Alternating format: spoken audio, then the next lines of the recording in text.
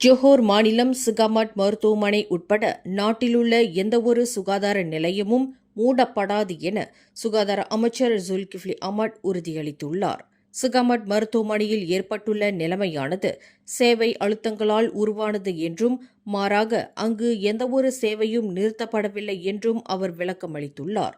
மேலும் நோயாளிகளுக்கான சிகிச்சை இடையூறு இல்லாமல் தொடர்வதை உறுதி செய்ய சுகாதார அமைச்சு சிறப்பு நெருக்கடி மேலாண்மை நடவடிக்கையை செயல்படுத்தியுள்ளதாகவும் ஜுல்கிஃப்லி குறிப்பிட்டுள்ளார். நோயாளிகளின் எண்ணிக்கை அதிகரிப்பதால் ஏற்படும் இத்தகைய சூழ்நிலைகளின் போது அங்கு உள்நோயாளிகள் தொடர்ந்து சிகிச்சை பெறுவார்கள் என்றும், வெளிநோயாளிகள் அருகிலுள்ள சுகாதார நிலையங்களுக்கு பரிந்துரைக்கப்படுவார்கள் என்றும் அவர் விளக்கமளித்துள்ளார்.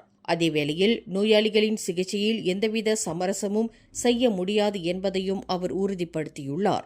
முன்னதாக ஜொஹோர் சிகாமட் மருத்துவமனை வரும் ஜூலை 1 முதல் மூடப்படுவதாக சமூக ஊடகங்களில் பரவிய தகவல் ஒன்றை அம்மாநில சுகாதாரத்துறை இயக்குநர் டாக்டர் மொக்தார் பூங்கோட் மறுத்தார் என்பது குறிப்பிடத்தக்கது. மேலும் செய்திகளை தெரிந்து கொள்ள கீழே இருக்கும் பெல் பட்டனை அழுத்துங்கள். உங்கள் மகிழ்ச்சியை வெளிப்படுத்த லைக் மற்றும் ஷேர் செய்யுங்கள். தொடர்ந்து திசைகளோடு இணைந்திருக்க சப்ஸ்கிரைப் செய்யுங்கள்.